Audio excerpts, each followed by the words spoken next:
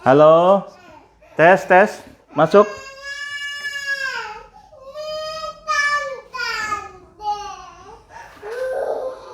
Masuk ya. Masuk ya. Ya, oke. Bismillahirrahmanirrahim.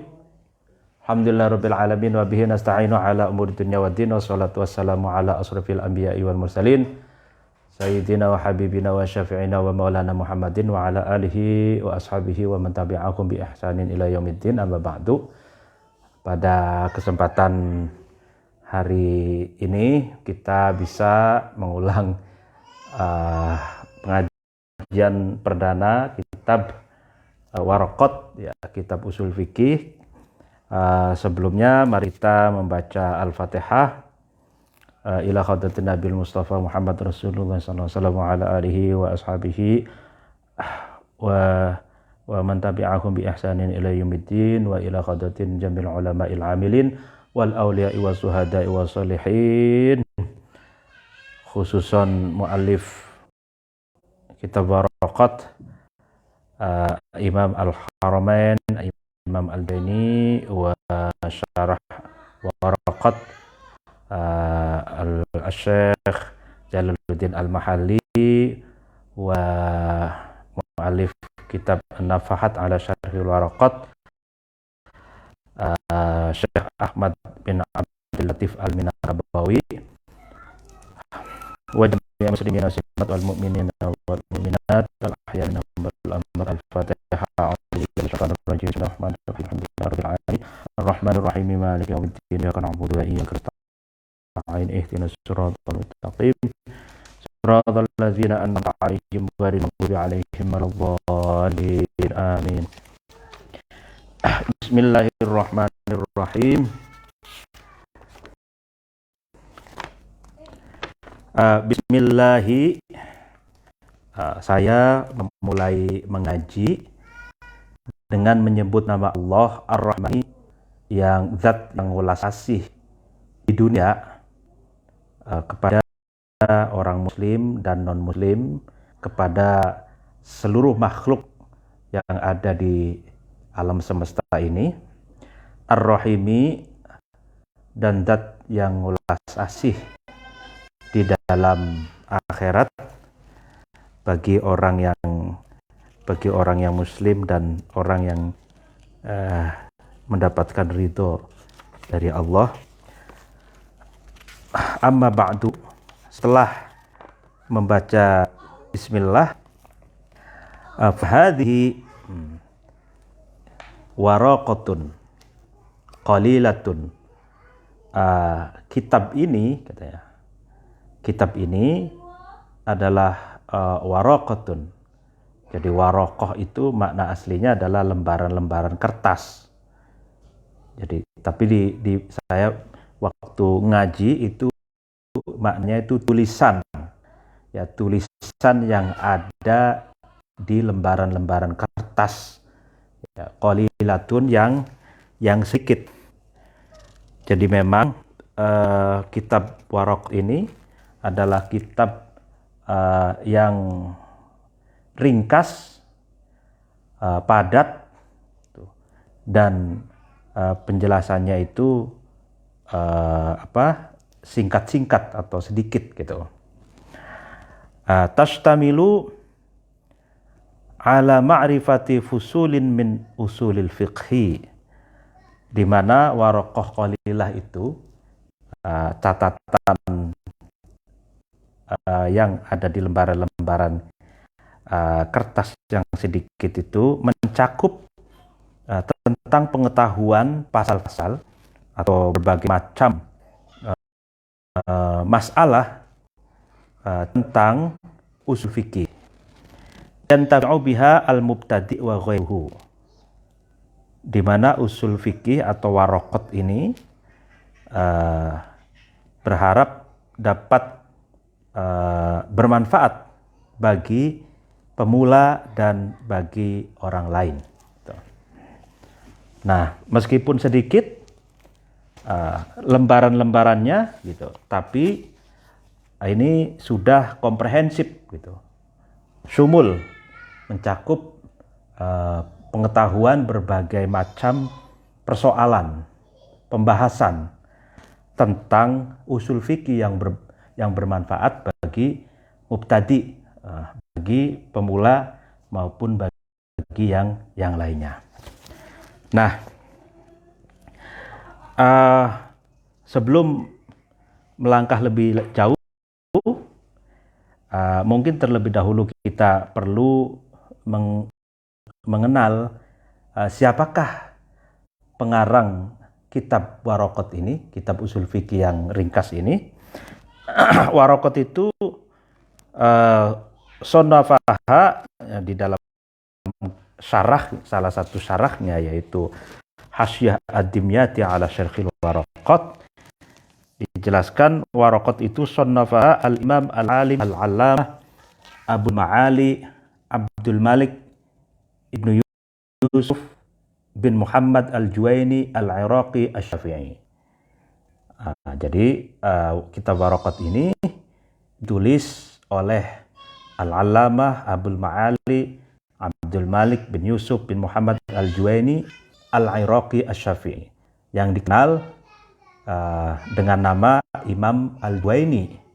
Imam al-Juwaini pun dikenal dengan nama julukan Imamul Haramain. Imam Juwaini ini adalah guru langsung Imam Al-Ghazali gitu. Nah, Al-Iraqi asy-Syafi'i, jadi bermadhab Syafi'i dan berasal dari Irak. Nah, wulida sanah tis'a asyara wa arba'umi'ah. Nah, Imam Al-Juwaini, pengarang kitab Waraqat, itu dilahirkan pada tahun 419 Hijriah gitu. Ya kan? Lalu kemudian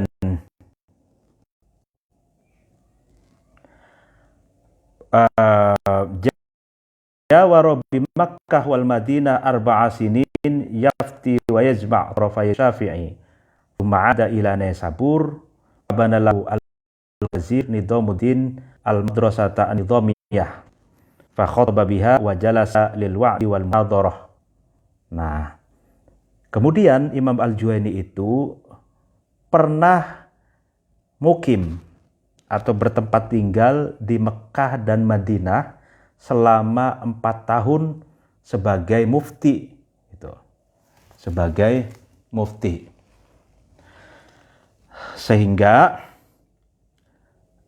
karena Imam Al-Juwaini itu pernah menjadi mufti selama 4 tahun di Mekah dan Madinah, sehingga Imam Al-Juwaini ini diberi julukan Imamul Haramain.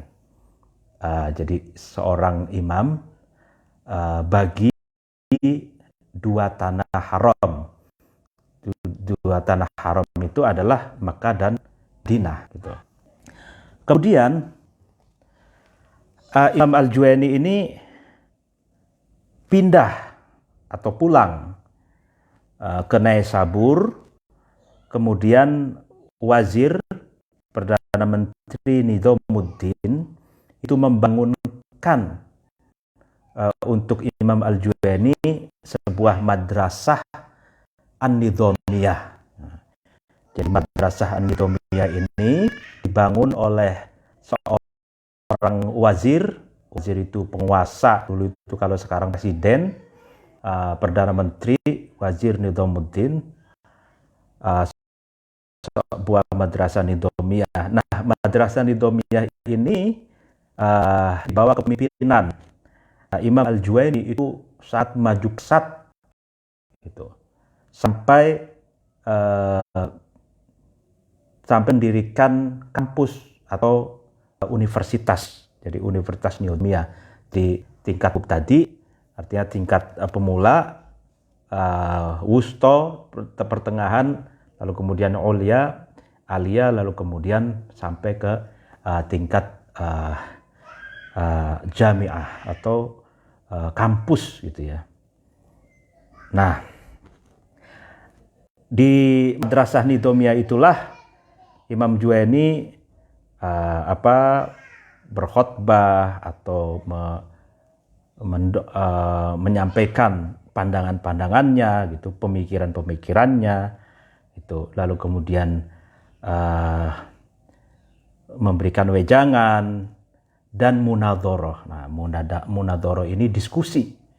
Itu, jadi diskusi, musyawarah kitab, lalu kemudian diskusi berbagai hal gitu. Nah, karena Imam Al-Juwaini ini orang yang suka munadhoroh, suka berdiskusi, suka musyawarah. Nah, ini saya tunjukkan, ini salah satu karya Imam Al-Juwaini yang tanda bahwa Imam Al-Juwaini itu suka atau gandrung dengan munadhoroh, dengan berdebat, dengan berdiskusi. Itu ya, karyanya ini Al-Kafiyah fil Jadal. Nah ini kita karya beliau ini tebal sekali. Al-Kafiyah fil Jadal lil Juwaini Imamul Haramain. Nah ini dikasih studi, dikasih pengantar untuk studi dan tahqiq, bahkan taklik, dikasih catatan-catatan pinggir oleh seorang perempuan, Doktorah Fauqiyah Husain Mahmud. Nah, itu tebal sekali. Nah, Al-Kafiyah fil Jadal ini sebetulnya kalau saya baca itu isinya usul fikih. Tapi cara penulisannya itu penulisan orang yang sedang berdiskusi, ya, seperti orang yang sedang berdebat gitu ya. Jadi seringkali membahas satu teori itu dengan pertanyaan gitu, lalu kemudian dijawab, lalu pertanyaan lagi, kemudian dijawab gitu. Ini luar biasa, makanya judulnya itu kan Al-Kafiyah fil Jadal. Jadi jadal itu kan berdebat ya, mujadalah gitu. Nah, lalu kemudian wa mata sanah saman wa sab'ina wa arba'umi'ah fa umruhu nahwa tis'a wa khamsina sanah wa ughliqatil aswaq yauma mautihi. Nah ya kan, wa kanat talamidatuhu yauma idin qariban min arba'umi'ah. Wah, jadi wafat Imam Haramain atau Imam Juwaini itu wafat pada tahun 478. Nah, ketika umur beliau sekitar umur 59 tahun. Jadi umur 59 tahun, tapi sudah mengarang banyak kitab, lalu kemudian memajukan Madrasah Nizamiyah, kampus tertua sedunia, yaitu Nizamiyah, di mana Imam Al-Ghazali pun itu tercetak di Madrasah Nizamiyah ini, digembleng, dibimbing oleh Imam Al-Juwaini. Nah, ketika hari wafatnya Imam Al-Juwaini itu, pasar-pasar ditutup. Jadi pasar di Nesabur, di Irak itu, Baghdad semua itu ditutup semua. Tujuannya adalah untuk menghormati keberangkatan jenazah seorang ulama besar, yaitu Imam Al-Juwaini. Di mana muridnya Imam Al-Juwaini yang digembleng di Madrasah An-Nizamiyah itu mencapai kurang lebih dari 400 orang ya, pada masa itu sangat banyak, 400 orang. Nah, 400 murid gitu ya. Jadi punya murid, punya mahasiswa itu 400. Salah satunya adalah Imam Al-Ghazali gitu. Lalu kemudian kitab Waraqat ini karya Imam Al-Juwaini disyarahi oleh Al-Imam Al-Alim Al-Allama Syekh Al-Imam Muftil Anam wa Baqiyatul Ulama Il-A'lam Jalaluddin Muhammad bin Ahmad Al-Mahalli Asy-Syafi'i, atau kita biasa kita sebut Jalaluddin Al-Mahalli. Nah, Jalaluddin Al-Mahalli ini memberi penjelasan panjang lebar, ya lebih panjang lagi gitu, terhadap kitab Baraqatnya Imam Al-Juwaini. Nah, Jalaluddin Al-Mahalli ini adalah seorang ulama yang juga penulis tafsir Jalalain. Gitu. Penulis tafsir Jalalain itu ada 2 orang. Yang pertama Jalaluddin Al-Mahalli, baru separuh Jalaluddin Al-Mahalli wafat, dilanjutkan oleh muridnya yaitu Jalaluddin As-Suyuti, sampai khatam 30 juz. Nah, makanya tafsir Jalalain itu disebut Jalalain itu 2 jalal gitu. Jadi satu Jalaluddin Al-Mahalli, yang satu lagi Jalaluddin As-Suyuti. Gitu ya. Nah, Jalaluddin Al-Mahalli juga punya kitab atau menulis kitab Mahalli yang disyarahi dengan syarah Qulyubi wa Umairah, lalu Hasyatani yang 4 jilid ya. 4 jilid itu pelajaran kami pada waktu di Lirboyo ya, kelas aliyah gitu. Nah, kalau di Mesir itu Mahalli itu di kelas 1 ya, S1. S1. Kalau di Mesir S1 gitu. Kalau di Lirboyo kelas 1 aliyah. Lalu kemudian wulida ihda wa tis'ina wa sab'umi'ah. Jalaluddin Al-Mahalli itu dilahirkan pada tahun 700 wulida ihda wa tis'ina, jadi berarti 791. Jadi 791 berarti abad ke-8 ya. Wa mata awwala yaumin min sanah arba'a wa sittina wa sumnumi'ah. Fa umruhu nahwa arba'a wa sab'in sanatan. Nah, jadi wafatnya di awal hari dari tahun 864. Jadi berarti orang abad ke-9 ini ya, orang abad ke-9. Umurnya sekitar 74 tahun gitu. Ya, ini lumayan panjang umurnya.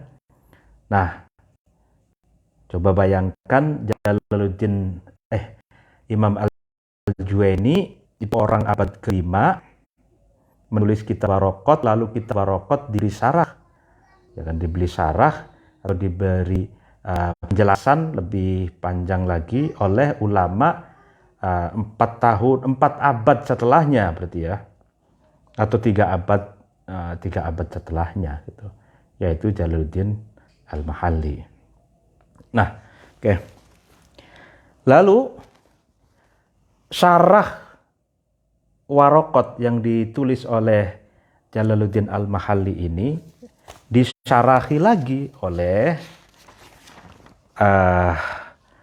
Al-Alim Al-Allamah Syekh Ahmad bin Muhammad Ad-Dimyati. Kan? Jadi Syekh Muhammad Ad-Dimyati. Lalu kemudian ada lagi syarah Waraqat ini disyarahi lagi oleh salah seorang ulama Nusantara, diberi judul An-Nafakhat ala Syarhil Waraqat, karya Al-Allamah Asy-Syaikh Ahmad bin Abdul Latif Al-Khatib bin Abdullah Al-Minangkabawi. Jadi seorang ulama Minangkabau. Nah, ini yang kitabnya yang saya pegang ini. Ya, ini karya seorang ulama Nusantara dari Minangkabau. Nah, jadi kembali ke matan. Jadi waraqat itu lembaran-lembaran kertas yang berisi tulisan yang sedikit yang mencakup secara komprehensif pengetahuan tentang berbagai macam persoalan usul fikih yang bermanfaat bagi pemula atau yang lainnya. Wadzalika, ini mulai masuk. Wadzalika ay lafdu usulil fiqh muallafun min juz'aini. Gitu kan. Min juz'aini munfaridaini. Jadi lafadz usul fikih itu disusun dari dua komponen, dari dua juz yang mufradain, yang keduanya itu ya single. Jadi ahaduhuma usulun wal akhar al fiqhu. Salah satu dari lafadz keduanya atau kedua komponen itu yaitu lafadz usul, yang lainnya yaitu yang kedua adalah lafadz al-fiqh itu. Huwa min al-afrad al-muqabil litakib la tasniyah walal jam. Jadi afrad yaitu mufrad itu maksudnya jadi usul dan fikih itu usul ini mufrad, fikih ini mufrad, itu maksudnya itu bandingannya dengan tarkib. Maksudnya tarkib itu tersusun. Jadi usul itu kan kata menyendiri, bukan kata yang tersusun dari kata, dua kata atau tiga kata. Begitupun al-fiqh ini bukan kata yang tersusun dua kata ataupun tiga kata gitu. Jadi menjadi satu gitu loh. Jadi sehingga maksud dari mufradaini itu, dua mufrad itu bukan lawan kata dari tasniyah. Mu'annas itu kan kata yang bermakna dua, atau bukan juga lawan kata dari jama' gitu. Jama' itu kata yang bermakna lebih dari dua gitu ya. Nah bukan itu, tapi maksudnya usul itu satu komponen tersendiri, maksudnya kata sendiri, al-fiqh kata sendiri gitu. Wal mu'allafu yu'rafu bima'rifati ma ullifa minhu. Nah, sesuatu yang disusun, ya kan, usul fikih kan disusun. Itu diketahui, ya kan. Apa itu sesuatu yang disusun itu diketahui dengan mengetahui sesuatu yang disusun darinya. Maksudnya, kalau kita ingin mengetahui usul fikih, maka harus terlebih dahulu kita mengetahui apa itu usul, apa itu fikih. Gitu. Apa itu aslu, apa itu fikih. Nah, baru kita bisa mengetahui usul fikih itu membahas tentang apa gitu. Nah, lalu kemudian fal aslu alladzi huwa mufradul juz'i al awwali ma yubna alaihi ghairuhu. Nah, sekarang kita bahas tentang usulul fikih. Jadi kalau usul itu kalau ditinjau dari kata itu kata apa? Usul itu ya kata jama gitu. Nah, kalau mufradnya adalah al-aslu. Nah, asal itu yang dimaksud adalah ini kata yang mufradul juz'il awal,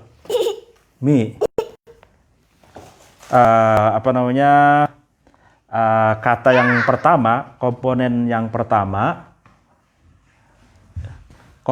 pertama yaitu mayubna alaihi ghairuhu. Ya.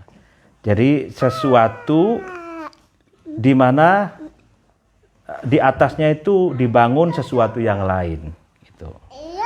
Artinya mayubna alaihi ghairuhu, sesuatu yang bangunan yang lain itu dibangun di atasnya gitu. atau sesuatu yang lain itu dibangun di atasnya gitu. Dibangun. Jadi contohnya di sini ka aslil jidari ay asasihi. Seperti contohnya adalah pondasi tembok. Jadi kalau pondasi tembok itu kita tahu rumah ini kan kita ada temboknya ya. Nah, tembok ini bangunan. Nah, bangunan yang berada di atas bangunan lain, yaitu pondasi. Jadi kalau kita mau bikin rumah itu kan, kita bikin ceker ayam dulu di bawahnya. Ya kan, ceker ayam yaitu pondasi. Nah, bikin cor-coran di bawahnya. Lalu kemudian di atas pondasi, di atas cor-coran kerangka itu, ceker ayam itu baru dibangun tembok gitu ya, tembok, lalu kemudian pintu, kusen-kusen, lalu sampai kalau di tingkat ada dak atau ada genteng dan lain sebagainya ke atas gitu. Nah, jadi usul itu seperti digambarkan kalau rumah itu adalah pondasinya gitu. Jadi pondasi itu kan bangunan di mana bangunan lain itu dibangun di atasnya gitu. Nah, wa asli syajarati ay tarfiha ats-tsabit fil ardi. Atau dicontohkan usul itu seperti asalnya pohon. Maksudnya asalnya pohon itu apa? Yaitu ujung pohon yang menancap ke dalam tanah gitu. Atau kalau bahasa Cirebonnya itu oyod ya. Kalau akar gitu ya. Kalau bahasa Indonesia. Jadi asal bagi sebuah pohon itu adalah akarnya gitu. Karena di atas akar itulah batang pohon, ranting, lalu kemudian kembang, buah, tangkai dan lain sebagainya itu bisa tumbuh gitu ya. Jadi akar ya, torfihat sabit fil ardi itu. Jadi paling ujung bawahnya pohon yang menancap di dalam tanah, yaitu akar. Jadi akar pohon itulah yang asal dari sebuah pohon ya. Jadi karena pohon itu tumbuh asalnya ya dari akar dulu kan, ya dari biji misalkan, dari biji atau dari tangkai yang tertimbun tanah, lalu kemudian baru muncul pertama kali yang muncul itu adalah ujung pohon. Ujung pohon itu adalah akar gitu. Nah, di akar itulah baru kemudian tumbuh di atasnya itu batang pohon, ranting, dahan dan sebagainya gitu. Nah, itu gambaran asal atau usul gitu. Wal far'u alladhi huwa muqabilul asli ma yubna ala ghairihi. Jadi al far' itu cabang ya. Itu lawan kata atau bandingannya dari kata al-aslu, asal. Jadi ada asal, ada far', ada ada pondasi, ada cabang gitu ya. Nah, far' itu sesuatu yang dibangun atas sesuatu yang lain gitu. Jadi kayak ibarat rumah itu tembok, lalu kemudian kusen-kusen, pintu dan lain sebagainya sampai ke atas itu adalah al-far' gitu. Karena tembok dan lain sebagainya ini dibangun di atas sesuatu yang lain, dalam hal ini adalah ceker ayam, pondasi, kerangka gitu loh. Nah. Nah, ka furu'is syajarati li asliha wa furu'il fiqhi li usuliha. Nah, itu seperti cabang-cabang pohon bagi asalnya, yaitu akarnya, seperti juga cabang-cabang fikih bagi usulnya. Gitu. Jadi ini analogi sekali.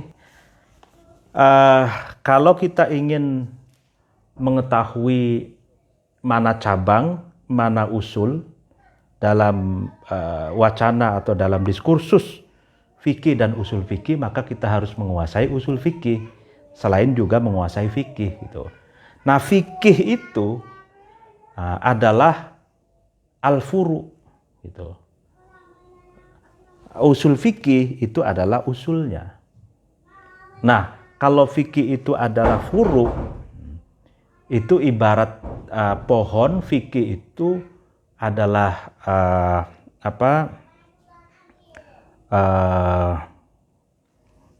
akar bukan akarnya, akar itu usul. Kalau fikihnya itu cabang-cabang dari akar, yaitu batang pohon, lalu kemudian tangkai, ranting, daun, lalu kemudian buah dan lain sebagainya. Itu adalah fikihnya gitu. Karena fikih itu cabang, sedangkan akarnya itu usul fikih gitu. Nah, contohnya lagi, fikih itu ibarat rumah, itu tembok gitu, tembok, lalu kemudian pintu, lalu kemudian jendela, lalu kalau ke atasnya lagi itu ada dak dan lain sebagainya ya. Nah, itu fikihnya gitu. Nah, sedangkan usul fikihnya itu ya kusen di bawah ini ceker ayam, lalu kemudian kerangka, cor-coran yang dibangun di atasnya itu adalah tembok dan yang lainnya itu. Nah, sehingga kalau ingin membangun fikih, gitu kan, itu bisa melalui usul fikih gitu. Karena fikih itu dibangun di atas usul fikih gitu. Karena fikih itu posisinya adalah cabang gitu. Yang dibangun di atas pondasi usul fikih gitu. Nah, makanya kalau orang ingin memproduksi wacana fikih, mereproduksi khazanah pengetahuan fikih, maka syarat mutlak bagi orang itu harus menguasai usul fikih gitu. Nah, lalu kemudian wal fiqhul ladzi huwal juz' ats-tsani lahu ma'nan lughawiyyun wa huwal fahmu. Lalu tadi kita bicara makna al-aslu. Lalu yang kedua fikih. Fikih itu adalah lafadz komponen yang kedua, ya kan? Di mana fikih itu memiliki makna lughawi. Makna lughawi itu makna kebahasaan yang masih generik ya, masih asli. Itu makna generik dari fikih adalah al-fahmu gitu.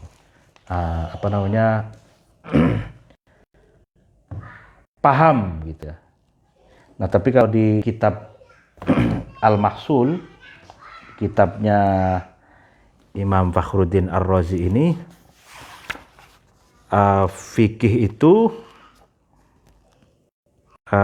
diartikan wa amal fiqhu huwa fi asli lughah ibaratun an fahmi ghardil mutakallimi min kalamihi. Jadi fikih itu memahami maksud dan tujuan orang yang berbicara gitu.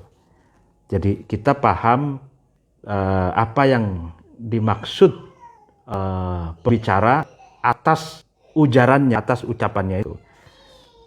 Jadi misalkan ada orang ngomong gitu, kita paham apa yang dimaksud dengan omongannya. Nah, itu fikih kalau menurut Al-Mahsul, Razi, Fakhruddin Razi. Nah, Nah, wa ma'nan syar'iyyin wa huwa ma'rifatul ahkami syar'iyyatil lati tariquhal ijtihadu. Nah, fikih sendiri memiliki makna syar'i. Artinya makna syar'i itu makna yang berlaku dalam diskursus syariat gitu loh. Jadi makna fikih dalam diskursus syariat Islam itu memiliki makna sendiri, yaitu ma'rifatul ahkami asyariyati allati tariquhal ijtihadu. Jadi pengetahuan syariat gitu yang dihasilkan melalui ijtihad gitu. Jadi pengetahuan hukum-hukum syariat, di mana hukum-hukum syariat itu dihasilkan melalui ijtihad gitu. Nah, jadi tidak semua hukum syariat itu dapat disebut sebagai fikih. Kalau hukum-hukum itu tidak dihasilkan melalui ijtihad karena memang sudah qat'i, karena memang sudah permanensi, karena memang sudah tegas, jelas, misalkan di dalam Al-Quran dikatakan, di hadis dikatakan, jelas gitu. Lalu kemudian dilakukan oleh Rasul, sahabat, dan tabi'in dan seterusnya gitu. Sudah jelas qat'i, maka itu bukan fikih gitu. Contohnya sholat. Sholat itu kan hukum syariat, wajib gitu. lima waktu wajib gitu. Ya kan. Dalilnya tegas di dalam Al-Quran itu kan wa aqimus sholat wa ita'uz zakat dan lain sebagainya itu untuk mendirikan sholat tuh tegas. Lalu kemudian dalam sejarah Isra Mi'raj, Nabi itu kan mendapatkan mandat dari Allah untuk menyampaikan kepada umatnya bahwa umat Nabi Muhammad, umat Islam itu wajib sholat 5 waktu. Nah, itu hadis Isra Mi'raj itu salah satu hadis yang panjang ya. Kalau saya baca di Bukhari itu, Sahih Bukhari itu hampir 2 halaman. Hampir 2 halaman panjang kan ya. Nah, lalu kemudian ada lagi hadis Nabi mengatakan sallu kama ra'aitu sallu kama ra'aitumuni usolli. Salatlah kalian sebagaimana kalian melihatku salat gitu. Nah, itu kan jelas salat. Lalu kemudian zakat, haji ya kan. Itu sudah jelas gitu kewajibannya, qat'i gitu ya, qat'i. Nah, jadi itu tidak dihasilkan melalui ijtihad. Nah, itu bukan fikih gitu. Yang fikih itu ya hukum-hukum syariat yang digali melalui jalan ijtihad para ulama gitu ya. Nah, ini dicontohkan kal ilmi bi anna niyata fil wudu'i wajibatun. Contohnya kita mengetahui contoh fikih nih ya, contoh fikih bahwa kita mengetahui bahwa niat di dalam berwudu adalah wajib gitu ya. Wa annal witra mandubun, bahwa sholat witir yang kita laksanakan, biasa kita laksanakan setelah sholat taraweh itu disunahkan gitu ya. Wa annan niyata minal laili syartun fi shaumi ramadhana, dan bahwa niat di malam hari sebagai syarat melaksanakan puasa Ramadan. Wa anna zakata wajibatun fi mali sobi, dan sesungguhnya zakat itu wajib bagi harta sobi. Jadi gini, Eh, ini contoh-contoh fikih. Niat itu mahal niat itu fil qalbi. Nah, niat itu amalul qalbi gitu. Jadi niat itu ada dalam hati. Seluruh ibadah ya, seluruh ibadah itu harus niat. Tempatnya niat kapan? Niat itu muqtaronan bi fi'lihi ya kan. Illa saum Ramadan. Jadi niat itu dihadirkan itu bersamaan dengan pertama kali kita melakukan ibadah. Misalkan ibadah wudu ya. Wudu itu ya kalau madmadoh ke kumur menghirup air ke hidung itu kan sunnah ya. Nah, yang pertama kali diwajibkan wudu itu kan muka ya. Kita basuh muka. Nah, ketika basuh muka itulah kita niat wudu gitu. Jadi wudu itu dihadirkan bersamaan dengan pertama kali ibadah itu dilakukan. Contohnya lagi sholat. Niat sholat itu dihadirkan ketika takbiratul ihram gitu ya. Allah niat sholat itu. Nah, kecuali puasa di bulan Ramadan. Puasa di bulan Ramadan itu malah justru sebelum melakukan puasa itu kita harus niat dulu. Ya kan kita malam nawaitu shoma ghadi'an ada ifardhu syahri ramadhana. Nah, hadis nanti fardhunya ya. Shoma ghadin, nawaitu shoma ghadin. Jadi saya berniat berpuasa besok tuh.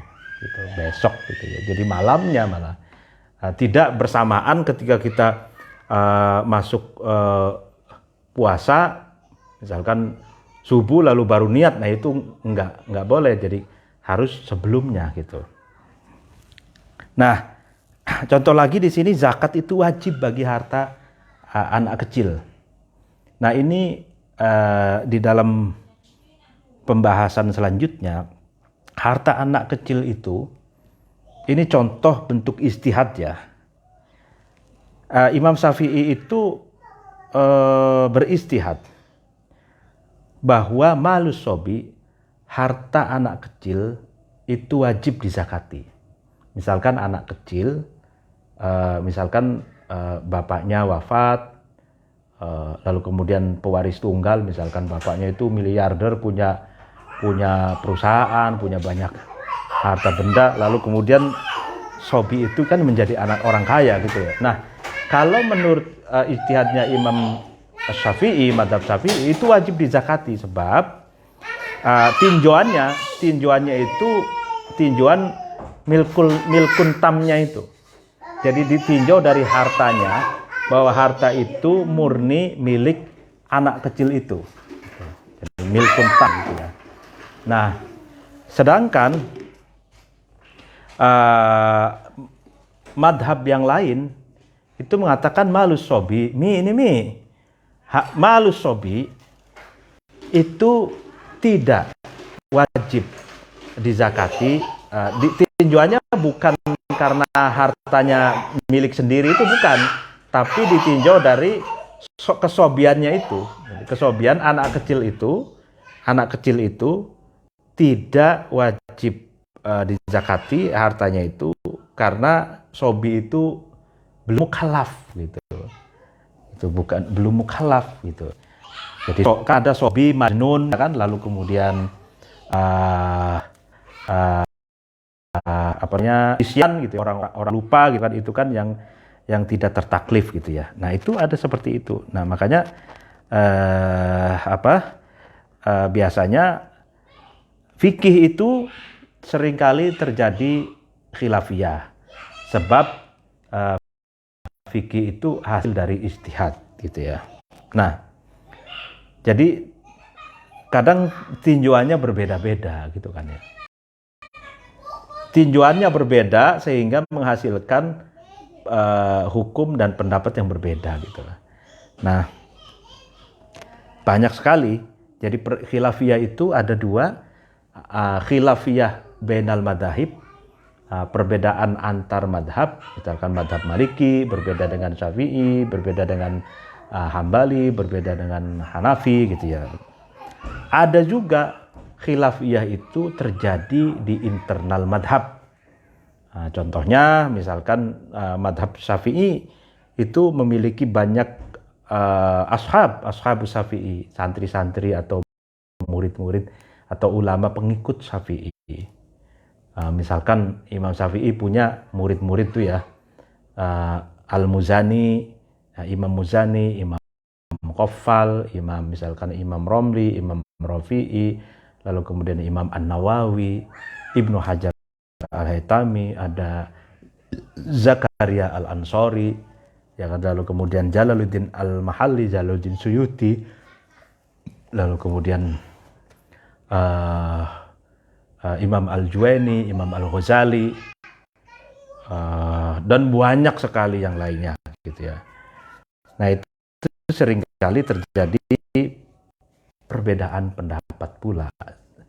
Contoh konkretnya khilafiyah fil madhab, perbedaan pendapat di dalam madhab itu contohnya ada di kitab Al-Mahalli atau syarahnya itu Qulubi Umairah itu. Itu khilafiyah fil madhab, perbedaan pendapat di dalam madhab Syafi'i. Begitupun madhab-madhab yang lain gitu. Madhab Abu Hanifah itu punya banyak murid lagi yang juga seringkali juga perbedaan pendapat. Madhab Maliki juga, Hambali juga seperti itu. Nah itu. Nah itu ciri dari fikih gitu ya. Lalu dilanjut ini nih. Nah, ghairi wajibatin fil hal mubahi, fil hal mubahi. Dan tidak wajib zakat perhiasan emas perhiasan yang mubah. Itu maksudnya emas perhiasan yang mubah itu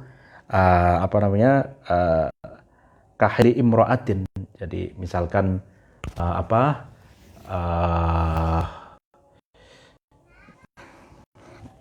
kalung, lalu kemudian cincin, kemudian gelang gitu ya, atau anting gitu ya bagi perhiasan perempuan gitu. Nah itu tidak wajib dizakati. Cuma di sini dijelaskan di dalam syarah Hasyiah Dimyati ini, kahili imra'atin la syarafa fihi, syaratnya itu tidak berlebihan gitu. Jadi kalau berlebihan, yang berlebihannya itu tetap wajib dizakati. Misalkan kalungnya itu punya 4 biji misalkan, yang 1 biji misalkan 1 kilo, kalau dipakai itu kan 50 kilo, jadi mungkuk jalannya itu saking beratnya 50 kilo emas gitu. Nah itu wajib dizakati kalau berlebihan. Kayak misalkan ada seorang perempuan punya perhiasan gelang, punya gelang tuh 100 gelang gitu, gelang emas gitu. Nah, kalau dipakai semua, yang kanan itu 50 gelang, yang kiri 50 gelang. Wah, ya, nah itu berlebihan gitu ya. Nah itu tidak. Nah itu kalau yang berlebihan itu wajib dizakati kalau di dalam syarahnya ini ya. Begitupun ya kan, yang perhiasan bikhilafil haram kahli rajulin listimaihi wal makruh ka dzabati inain kabirah. Berbeda juga dengan perhiasan bagi laki-laki untuk dipakai. Misalkan kan kita ada banyak kata orang kaya itu laki-laki menggunakan emas gitu ya. Nah itu wadu li ghairi mahalihi. Jadi karena itu tetap wajib dizakati gitu. Akan kayanya seorang laki-laki itu misalkan lombok radikal gitu, punya istri, sehingga dia punya harta untuk beli emas, lalu dibikin kalung emas itu dipakai misalkan, itu kan haram gitu ya. Nah, di sini dikatakan haram. Nah itu wajib dizakati Karena yang dimaksud halal, yang tidak wajib dizakati adalah perhiasan bagi istrinya, bagi putrinya gitu, bagi perempuan gitu. Kalau yang bagi dipakai untuk laki-laki itu wajib dizakati. Atau seperti yang dimakruhkan seperti menambal misalkan teko air itu kita tambal pakai emas gitu ya, itu tetap juga wajib dizakati gitu.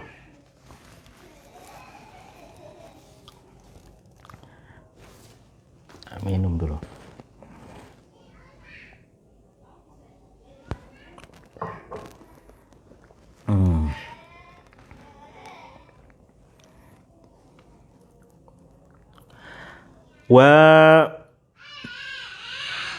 Wal qatli bi mafqalin yujibul qisas wa nahwi dzalik min masailil khilaf.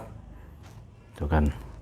Dan contoh lagi, membunuh dengan sesuatu yang berat yang mewajibkan orang itu dikisos. Ya, dan berbagai masalah-masalah khilafiyah yang lain.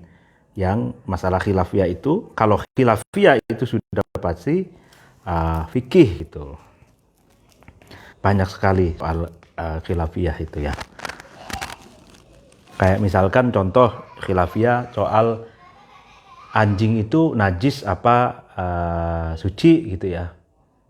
Nah, kalau Imam Syafi'i itu kan kenapa menganggap anjing itu najis karena kalbun itu, anjing itu dikiaskan kepada khinzir, babi. Nah, dalam teksnya Al-Quran itu kan adanya itu babi ya, khinzir gitu, dikiaskan, makanya najis. Nah, tapi kalau madhab yang lain, seperti madhabnya Presiden Turki itu Erdogan, kan Erdogan ngingu anjing ya, banyak tuh di foto-foto yang menyebar itu. Ya itu karena bukan madhab Syafi'i, madhabnya menganggap anjing itu suci ya, itu dianggap suci gitu. Nah, itu khilafiyah diantaranya ya, khilafiyah gitu. Banyak lagi khilafiyah yang lain. Bi khilafi ma laisa tariquhul ijtihad kal ilmi bi anna shalawatil khams wajibatun wa anna zina yuhramu wa nahu dzalik minal masail al qat'iyyah fala yusamma fiqhan. Nah, ya kan? Jadi berbeda dengan persoalan atau hal-hal yang tidak dicapai melalui ijtihad. Jadi persoalan-persoalan yang tidak dicapai melalui ijtihad ya, yaitu itu bukan fikih. Contoh, mengetahui bahwa sholat ada 5 waktu itu wajib, nah itu bukan fikih. Zina itu diharamkan gitu, itu bukan fikih gitu ya. Dan berbagai persoalan yang qat'i yang lainnya itu fala yusamma fiqhan, tidak bisa dinamakan fikih. Ya kan, kalau zina itu suka atau tidak suka, suka sama suka atau nah itu tetap tidak boleh kan gitu, kalau menurut pandangan Islam gitu.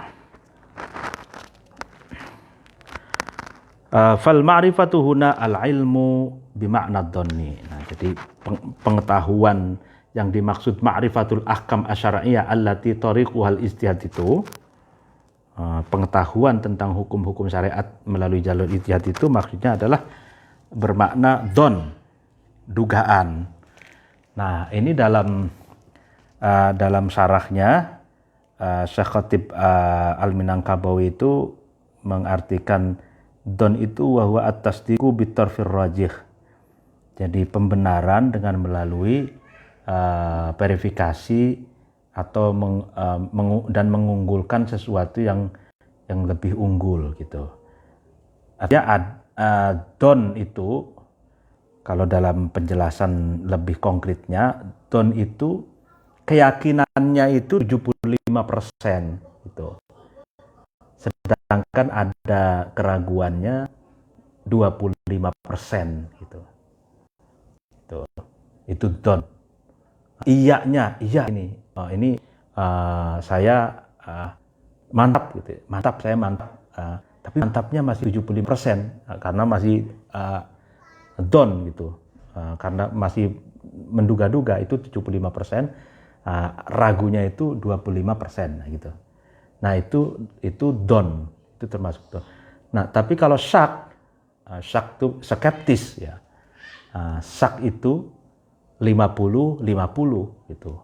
Mantapnya 50, ragunya 50. Nah, jadi iyanya 50, tidaknya 50. Jadi masih itu syak. Nah, ada lagi waham. Sebawahnya syak. Waham itu kebalikannya dari don. Jadi 25%-nya oke, lalu kemudian 75%-nya itu tidak oke gitu. Jadi don, syak dan waham. Karena itu ijtihad itu adalah doniyah. Karena doniyah kebenarannya itu tidak mutlak gitu. Kebenaran mutlak itu hanya indallah, dalam pandangan Allah, menurut Allah.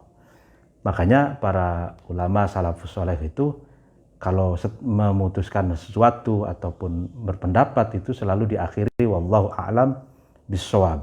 Hanya Allah yang tahu kebenaran yang absolut gitu ya. Nah, kalau sekarang kan wallahu a'lam bisuwab, hanya Allah yang tahu suap menyuap. Nah, jadi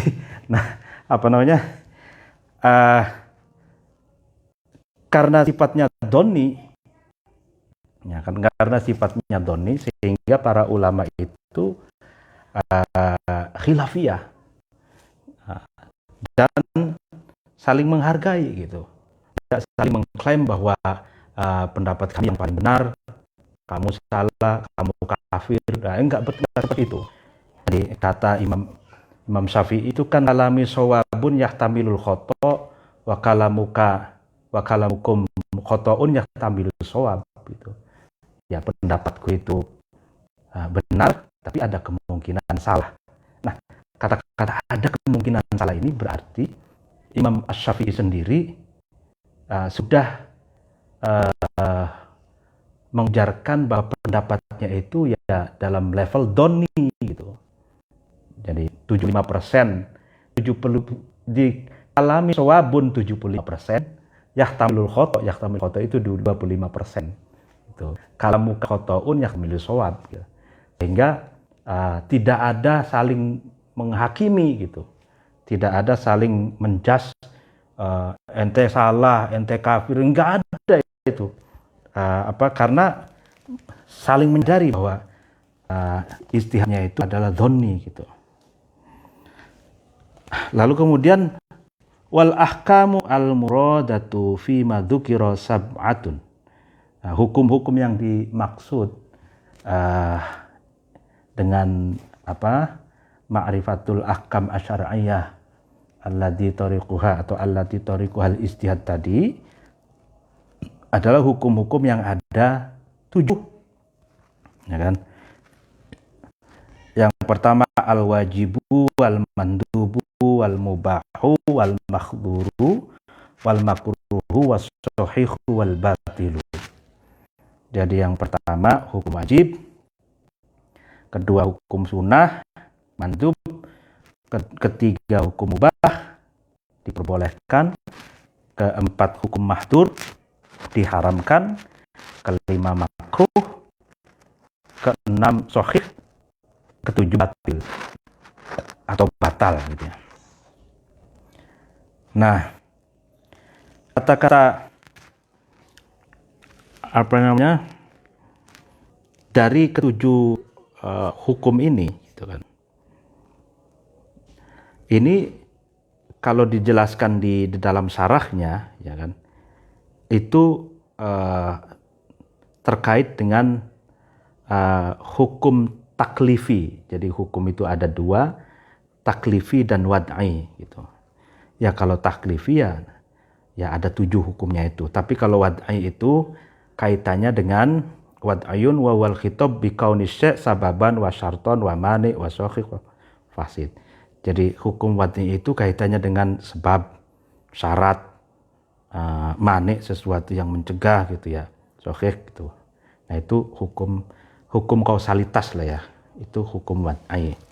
Nah kalau ini yang 7 ini adalah hukum taklifi. Lalu kemudian fal fiqhu al-ilmu bil wajibi wal mandubi ila akhir sab'ah. Jadi ya fikih itu adalah pengetahuan tentang sesuatu yang wajib, sesuatu yang disunahkan sampai hukum yang ada 7 tadi. Ai bi anna hadzal fi'l wajibun wa hadza mandubun wa hadza mubahun wa hakadza ila akhir sab'ati. Nah, digambarkan ini perbuatan yang wajib, ini perbuatan yang disunahkan, ini perbuatan yang mubah, dibolehkan, dan sampai yang ada 7 tadi. Nah, fal wajibu min haitsu wasfihi bil wujub ma yuthabu ala fi'lihi wa yu'aqabu ala tarkihi. Nah, tapi sebelum mengulas lebih jauh tentang apa itu hukum wajib, sunnah dan sebagainya, saya ingin memberikan satu komparasi. Kalau fikih disebutkan di dalam kitab Waraqat itu kan ma'rifatul ahkam asyariyah allati tariquhal ijtihad. Kalau di kitab Al-Mahsul fi ilmi usulul fikih Fakhruddin Ar-Razi ini, fikih itu wa fi istilahil ulama ibaratun an al-ilmi atau al-ilmu bil ahkami syar'iyyati al-amaliyati al-mustaddal ala a'yaniha bihaitsu la yu'lamu kaunuha minad din bidarurah. Jadi fikih kalau menurut kitab Razi ini Al-Mahsul adalah pengetahuan tentang hukum-hukum syariat. Ya kan, pengecualian hukum syariat itu ya banyak, kayak misalkan hukum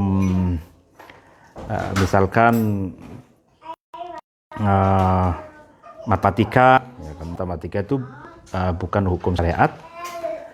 Al-amaliyah yang sifatnya itu aplikatif, diamalkan gitu. Diamalkan itu ya ada amal jawarih, ada amal qalbi gitu ya. Nah, al-mustadal yang di ala a'yaniha. Jadi keberadaan dari hukum-hukum itu dihasilkan dari penggalian dalil gitu. Diketahui bahwa hukum itu atau sesuatu itu atau hukum itu tidak diketahui bahwa itu minaddin darurah, aksiomatik dalam hal agama. Jadi minal ma'lum minaddin bidarurah itu kan sholat 5 waktu wajib, zina haram itu kan, zakat wajib, puasa wajib itu minaddin darurah. Al ma'lum minaddin bidarurah. Jadi fikih itu bukan sesuatu yang masuk dalam kategori al-ma'lum minaddin bidarurah atau aksiomatik dalam agama, dalam beragama gitu ya. Nah, kalau al-amaliyah ini karena sifatnya fikih itu sifatnya amaliyah gitu ya, sehingga kalau berkaitan dengan misalkan kita mengetahui bahwa Allah itu satu, Allah itu wujud, qidam, baqa, itu kan sifatnya itu i'tiqadiyah gitu ya, kaitannya dengan perspektif akidah gitu.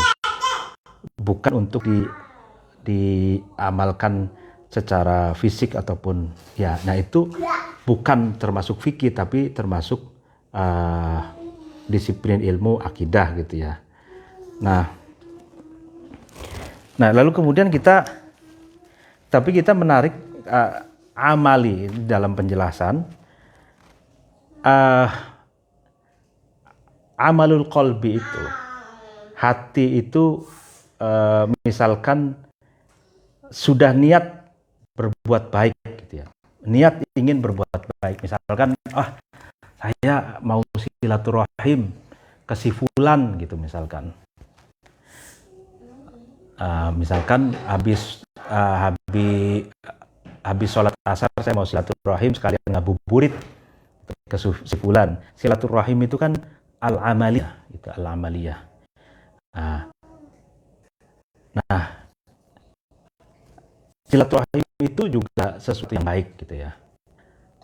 Nah, itu niat baik itu sudah mendapatkan pahala.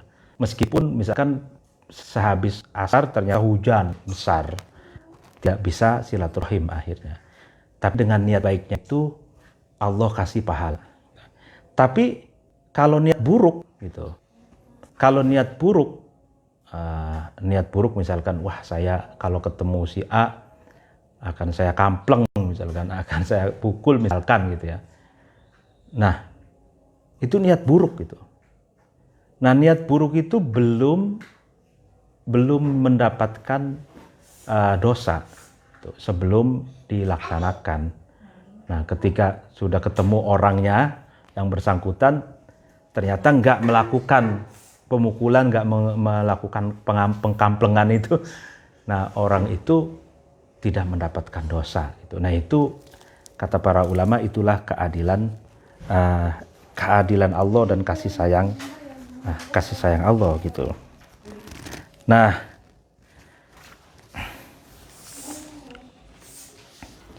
lalu kemudian kita ke wajib. Fal wajibu min haitsu wujub itu mayusabu ala fi'lihi wa yu'aqabu ala tarkihi. Jadi apa sih wajib itu? Wajib itu sesuatu yang kalau dikerjakan mendapatkan pahala, kalau ditinggalkan mendapatkan siksa. Gitu. Nah, ini perlu digarisbawahi di sini. Kata ini menarik. Kata Syekh Ahmad Khatib Al-Minangkabawi ini di kitab An-Nafahatnya ini dikatakan al-murad bil iqab itu iqabul akhirah. Yang dimaksud dari siksa itu, orang yang meninggalkan kewajiban akan mendapatkan siksa itu adalah siksa di akhirat. Begitu juga sawab, yusabu ala fi'lihi, orang yang mengerjakan kewajiban itu mendapatkan pahala, itu pahala di akhirat. Nah, dalam konteks kenapa orang-orang usuli ya, Imam Al-Juwaini, lalu kemudian Ahmad Khatib Al-Minangkabawi, lalu kemudian Imam Ad-Dimyati ini menegaskan bahwa wajib itu dengan kata-kata yusabu ala fi'lihi wa yu'aqabu ala tarkihi al-murad fil akhirah itu, karena kewajiban itu sebenarnya adalah tanggung jawab pribadi seseorang dengan Allah. Itu nggak ada urusan dengan orang lain. Jadi orang lain misalkan mau iqab gitu, iqab ala takihi, misalkan orang meninggalkan kewajiban gitu, kewajiban ya, itu lalu mau menyiksa gitu, itu tidak ada hak, itu tidak ada hak untuk menyiksa, karena siksa bagi orang yang meninggalkan kewajiban itu siksa nanti di akhirat gitu, hak prerogatif Allah gitu. Makanya orang kalau misalkan orang orang sweeping, contohnya sweeping di rumah makan di bulan puasa gitu. Mereka sweeping itu alasannya karena misalkan karena mengganggu orang puasa, atau karena menertibkan agar orang yang tadinya mau buka puasa menjadi tidak buka puasa dan melanjutkan puasanya karena tidak ada fasilitas warteg dan yang sebagainya gitu. Jadi dia ingin seolah-olah mensawab dan mensawab bagi orang yang melakukan kewajiban dan mengiqab bagi orang yang meninggalkan kewajiban puasa itu. Padahal itu bukan haknya. Kata para ulama Imam Al-Juwaini, Imam Khatib Al-Minangkabawi, Imam Dimyati, Imam Jaluddin Al-Mahalli ini, bahwa iqab, siksa bagi orang yang meninggalkan kewajiban itu fil akhirat, nanti di akhirat Allah yang melakukan gitu. Hak prerogatif Allah. Al-murad bil iqab iqabul akhirah, katanya gitu. Jadi tidak boleh menghakimi di dunia, karena itu haknya Allah gitu. Wa yakfi fi sidqil iqabi wujuduhu li wahidin minal aswat ma'al affi an ghairihi.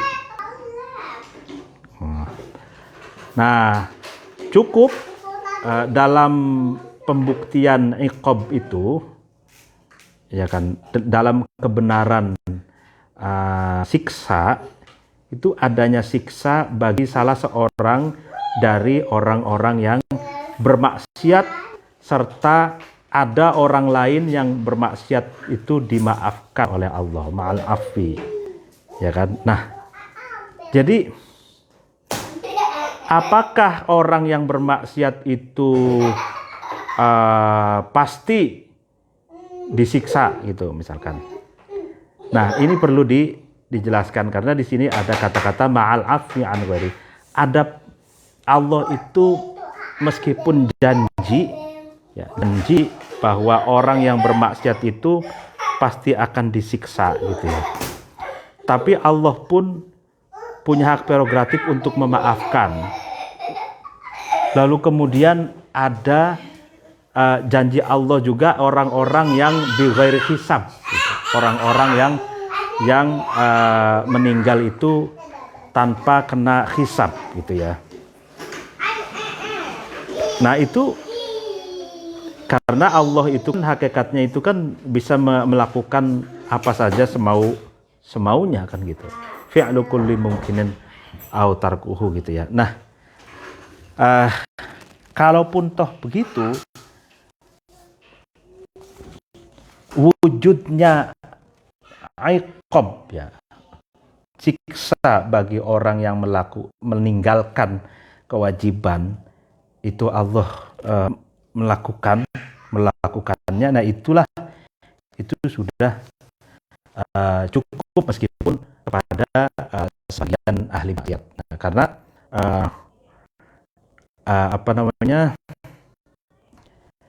kalau dilihat dari ininya, dari syarahnya ini, kayak misalkan ada orang-orang yang ini di dalam sini kan, anna tarikal wajib asin tahtal masyiah kama qala ta'ala innallaha la yaghfiru an yushraka bihi wa yaghfiru ma duna dzalika liman yasha, ya kan. Jadi di sini ini jelas, di sini itu sesungguhnya Allah itu tidak memaafkan bagi orang yang menyekutukannya, dan Allah memaafkan sesuatu yang selain menyekutukannya liman yasha, bagi orang yang Allah kehendaki. Berarti di dalam ayat ini berarti ada dosa yang Allah tidak memaafkan, dan ada dosa yang Allah bisa memaafkannya bagi orang yang Allah kehendaki. Gitu loh. Nah, sehingga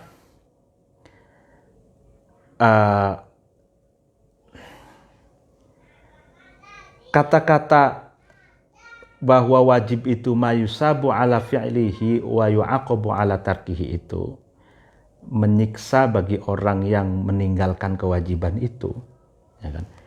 Itu sudah cukup di akhir nanti, sebagian saja orang yang berbuat dosa, orang yang meninggalkan kewajiban yang mendapatkan siksa, itu sudah cukup katanya gitu.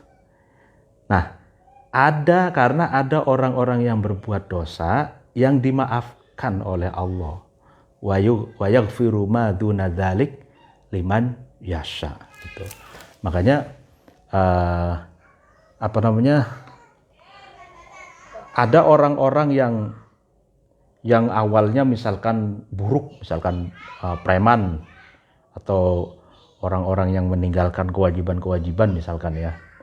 Lalu kemudian dilalah di akhir hayatnya taubatan nasuhah misalkan. Sholatnya paling rajin, khusyuk dan lain sebagainya.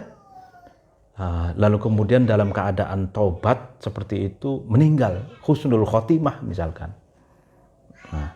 Nah itu beda cerita dengan misalkan orang yang kebalikannya, yang awal baik, soleh gitu ya, diakhiri su'ul khotimah misalkan. Nah itu beda lagi gitu. Nah dan ini soal iqab pada akhirnya yaghfiru ma duna dzalika liman yasha gitu. Jadi kalau Allah menghendaki si A itu dimaafkan dan langsung bighairi hisab, ya bisa saja kan seperti itu. Nah, makanya artinya Allah saja pemaaf gitu, apalagi kita gitu kan, yang hanya makhluk ya. Allah yang menciptakan saja itu memaafkan makhluknya gitu ya, apalagi kita sesama makhluk gitu kan. Wa yajuzu ayyurid wa yatarattabul iqab ala tarkihi kama abbara bihi ghairuhu fala yunafi al-'afwa. Nah, boleh juga musannif atau pengarang itu menghendaki yatarattabul iqab ala tarkihi. Jadi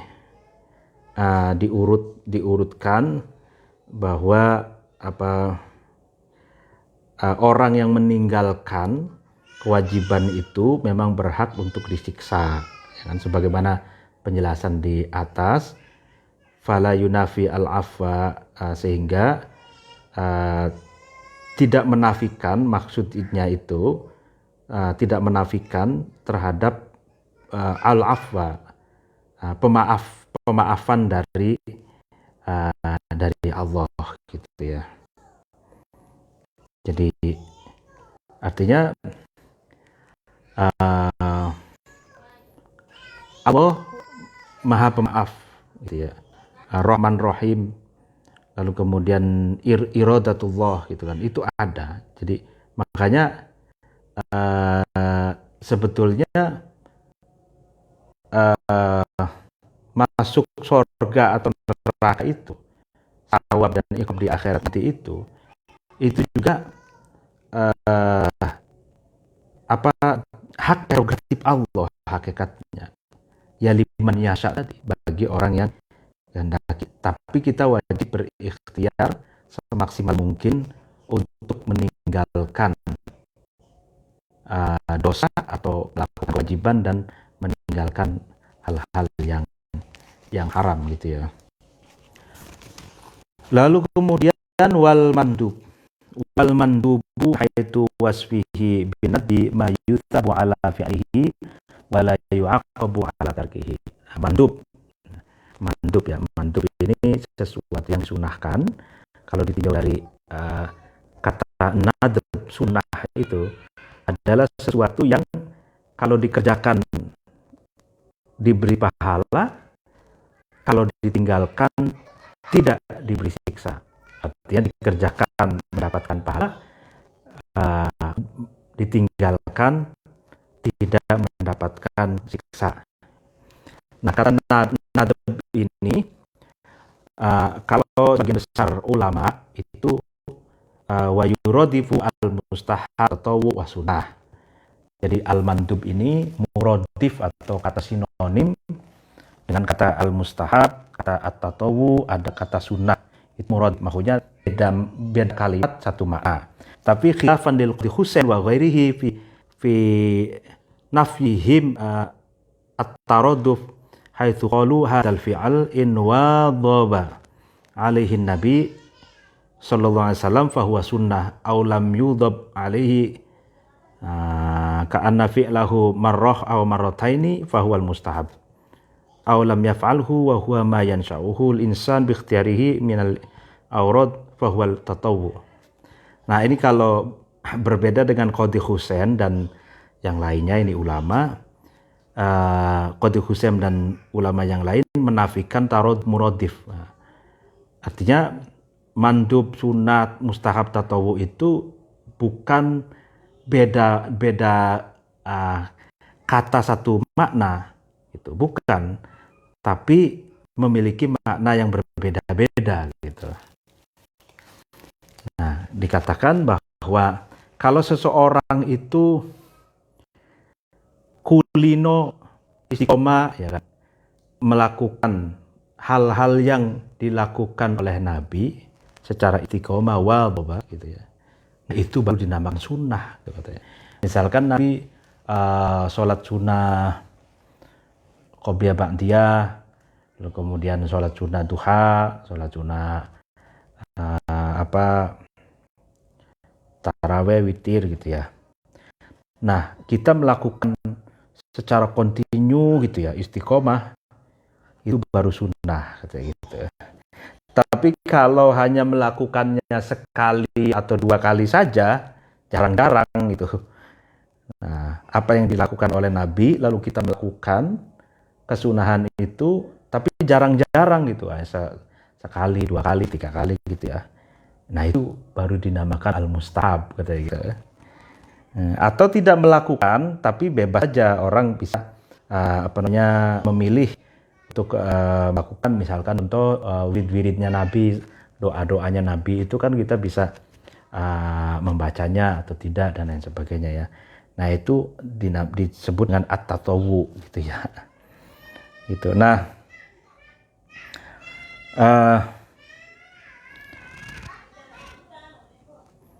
Nah, ini menarik kalau misalkan dicontohkan di sini ada sesuatu yang sunnah tapi menjawabnya itu wajib gitu. Contohnya, orang kalau di hadapan orang membaca salam itu assalamualaikum warahmatullahi, itu sunnah gitu kata Syekh Qotib Al-Minangkabawi ini. Tapi orang menjawabnya itu wajib. Wa amma raddus salam fa huwa wajibun, gitu kan. Tapi di sini itu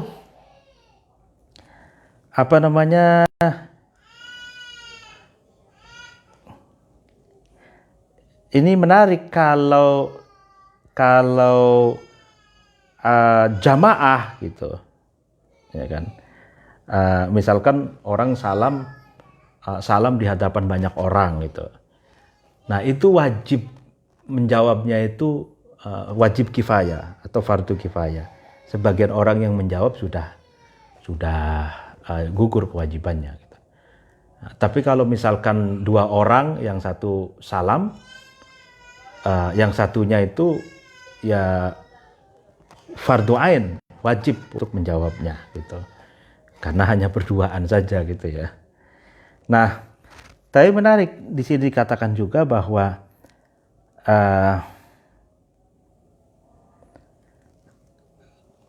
yang wajib dijawab salamnya itu in kana rad minal awal awil kafai in kana minatani. Jadi yang wajib dijawab salamnya itu salam yang pertama gitu. Sedangkan salam yang kedua, salam yang ketiga itu kifayah saja gitu, fardu kifayah. Tapi biasa para penceramah kita itu kan biasanya salam pertama assalamualaikum warahmatullahi wabarakatuh gitu. Lalu ada sebagian yang jawab, sebagian yang enggak gitu ya. Nah, lalu kemudian mungkin agak tersinggung. Suruh kemudian saya salam lagi yang kedua, assalamualaikum warahmatullahi wabarakatuh. Nah, baru agak banyakan yang jawab. Lalu yang ketiga, saya ulangi lagi salamnya yang ketiga gitu. Biar semuanya jawab. Assalamualaikum warahmatullahi wabarakatuh. Semuanya jawab. Waalaikumsalam warahmatullahi wabarakatuh gitu kan. Nah, itu sebenarnya yang wajib dijawab itu yang pertama gitu. Nah, lalu kemudian wal mubahu min haitsu wasfihi bil ibaha ma la yutsabu ala fi'lihi wala yu'aqabu ala tarkihi. Nah, ya kan?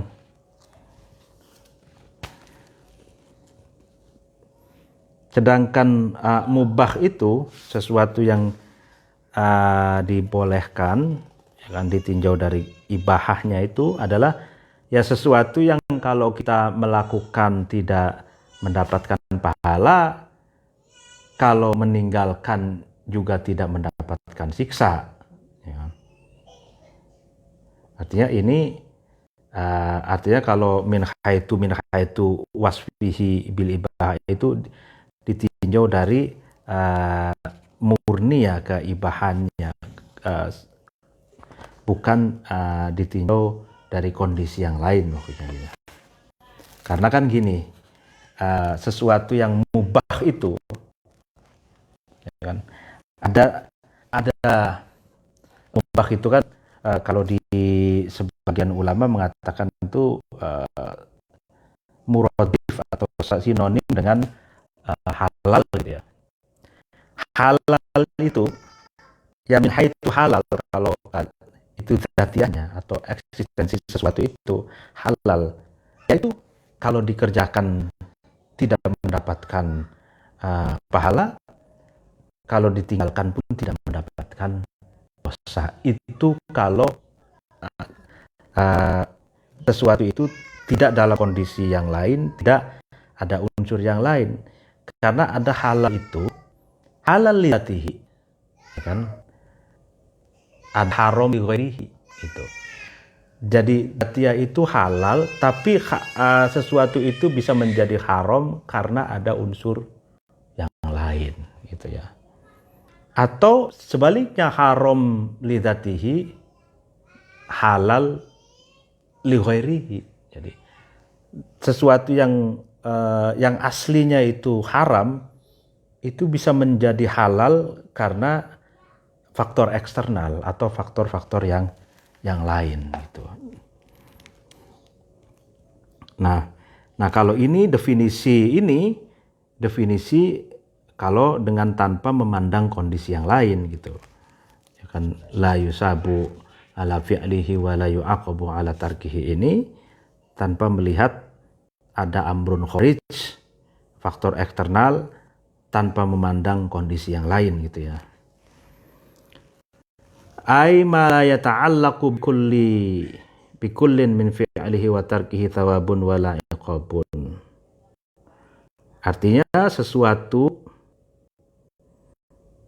yang ya kan ya dari mengerjakan dan meninggalkan sesuatu itu tidak ada kaitannya dengan pahala dan juga tidak ada kaitannya dengan siksa gitu.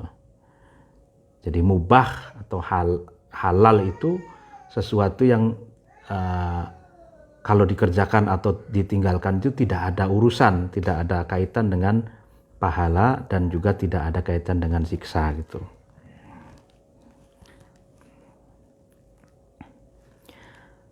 Wal mahduru min haitu wasfihi bil khadari ay al hurmah ma yusabu ala tarkihi imtithalan wa yu'aqabu ala fi'lihi.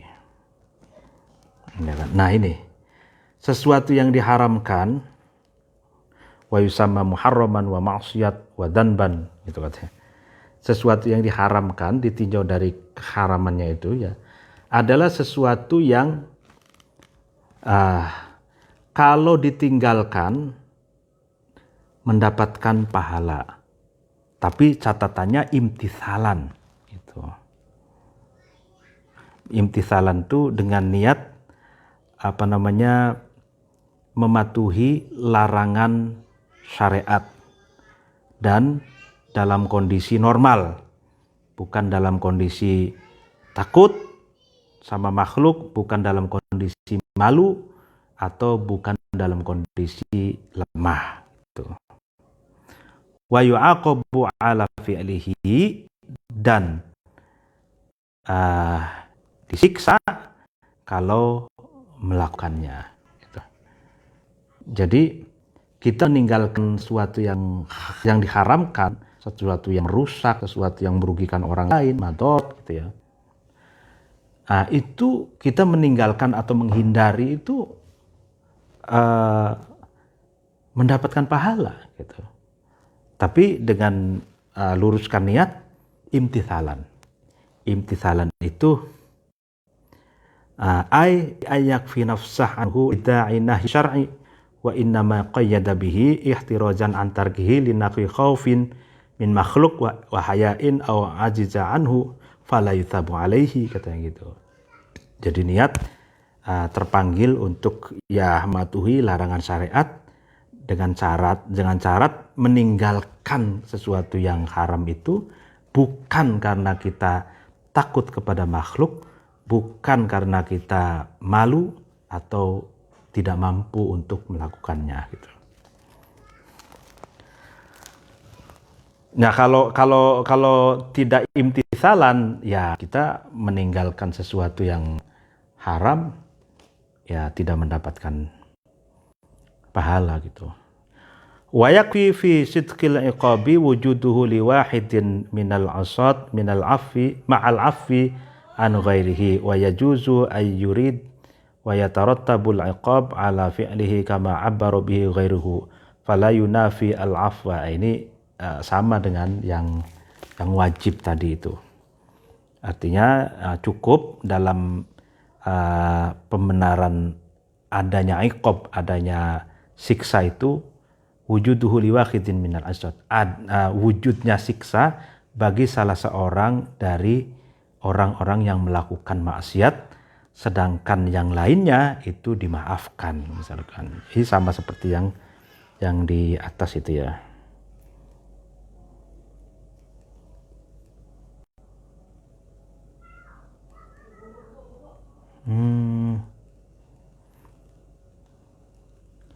Ya, jadi memang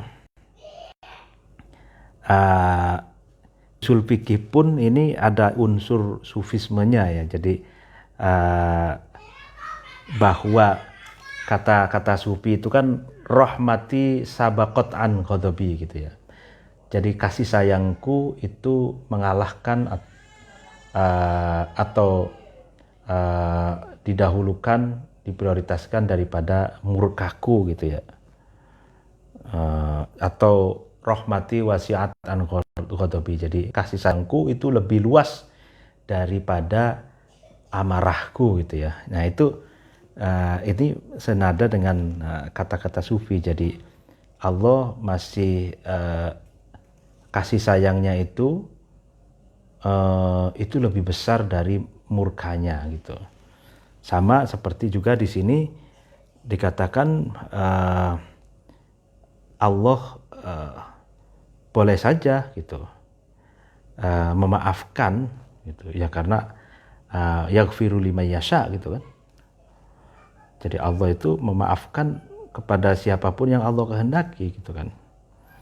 Tapi kalaupun begitu tetap saja ada orang-orang yang kalau melakukan sesuatu yang haram itu ada yang disiksa dan masuk neraka gitu loh maksudnya. Wal makruh min haitsu wasfihil karaha ma yusabu ala tarkihi imtithalan wa la yu'aqabu ala fi'lihi. Sedangkan makruh, hukum makruh ditinjau dari kemakruhannya, maksudnya bukan dalam kondisi yang lain, bukan karena ada faktor eksternal. Kemakruhannya itu yang dimaksud dengan karohah, makruh adalah sesuatu yang kalau ditinggalkan itu mendapatkan pahala dengan syarat imtithalan. Kita mengikuti syariat lalu kemudian dalam kondisi normal, tapi kalau melakukan kemakruhan itu tidak mendapatkan siksa, wala yu'aqabu ala fi'lihi. Jadi makruh itu sesuatu yang kalau kita tinggalkan tujuannya imtithalan akan mendapatkan pahala. Tapi kalau kita melakukannya kita tidak mendapatkan siksa gitu.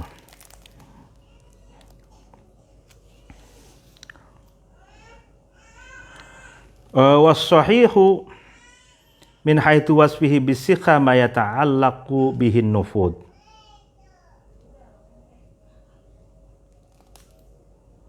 Itu kan bin nufud wa yu'taddu bihi bi an istajma'a ma yu'tabaru fihi syar'an aqdan kana aw ibadatan.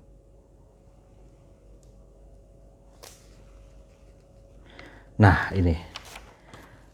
Sedangkan hukum sahih itu sah gitu maksudnya, adalah sesuatu yang berhubungan dengan nufud. Nufud itu lestari, atau kalau bahasa Ariel Noahnya itu lanjut gitu ya. Nufud itu lanjut. Wa yu'tadu bihi, dan berkaitan dengan sesuatu yang diperhitungkan, dipertimbangkan, diperkirakan atau diakui gitu loh.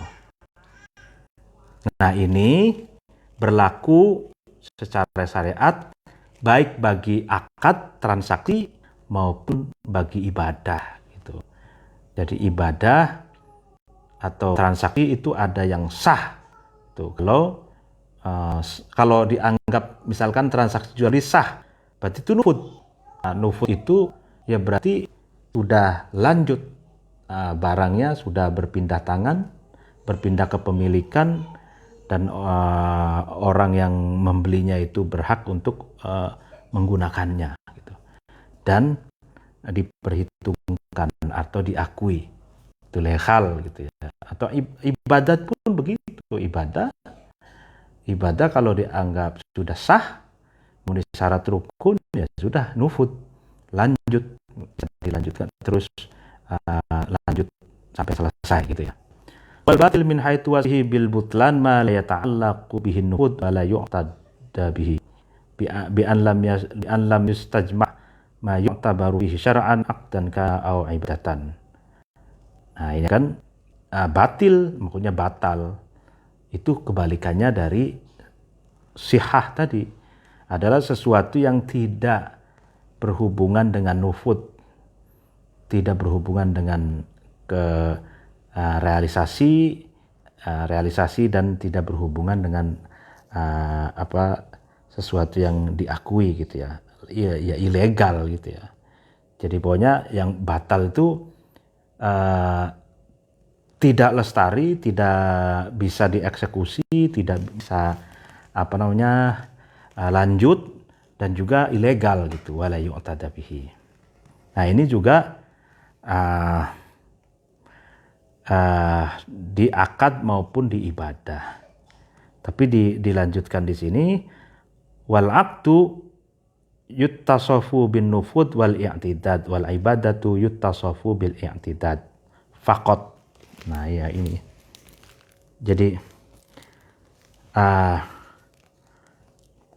Jadi perlu dijelaskan gini. I'tidad itu, ini perlu agak rumit nih. Apa itu nufud, apa itu i'tidad?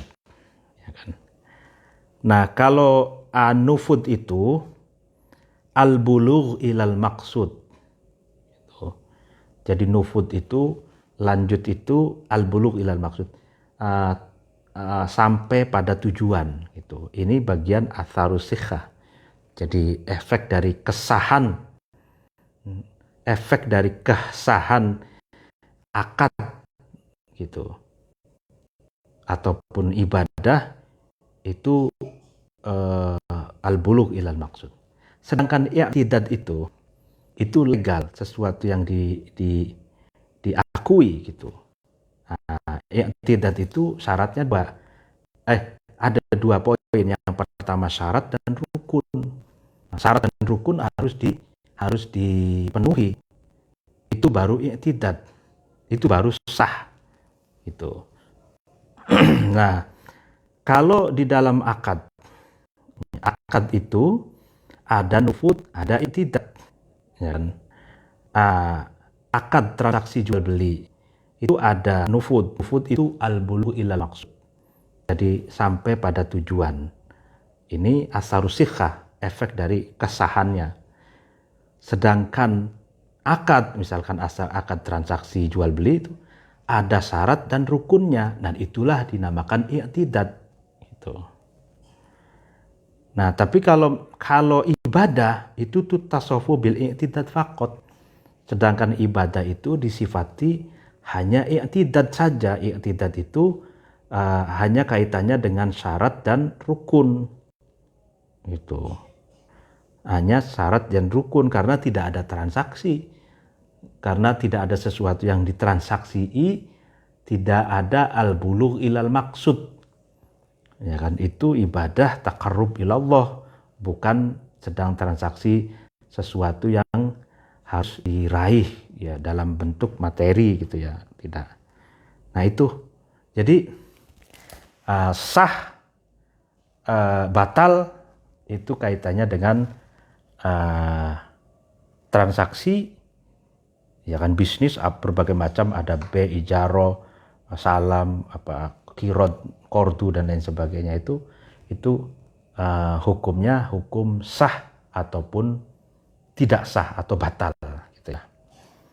Nah, begitupun ibadah itu ada yang sah, ada yang tidak sah atau batal. Nah, ada perbedaan. Sekali lagi saya jelaskan, kalau akad itu ada dua unsur. Akad transaksi, ada i'tidad, ada nufud. Gitu. Kalau i'tidad itu legal karena memenuhi syarat dan rukun. Sedangkan nufud itu al-bulugh ilal maksud. Yaitu tercapainya sesuatu yang diinginkan. Misalkan jual beli handphone ya, handphonenya bisa didapatkan dengan uang sejumlah sekian, hanya juga mendapatkan uang gitu ya, food. Nah, legal memenuhi syarat rukun, ada ba'i, ada mustari, ada mabi dan lain sebagainya gitu misalkan contohnya. Nah, kalau kata itu hanya kaitannya dengan i'tidad. Nah, ibadah itu cukup dengan syarat rukun saja, syaratnya terpenuhi, rukunnya terpenuhi, sah. Seperti itu, tidak ada nufud. Ya, demikian pengajian kita kali ini. Mohon maaf apabila ada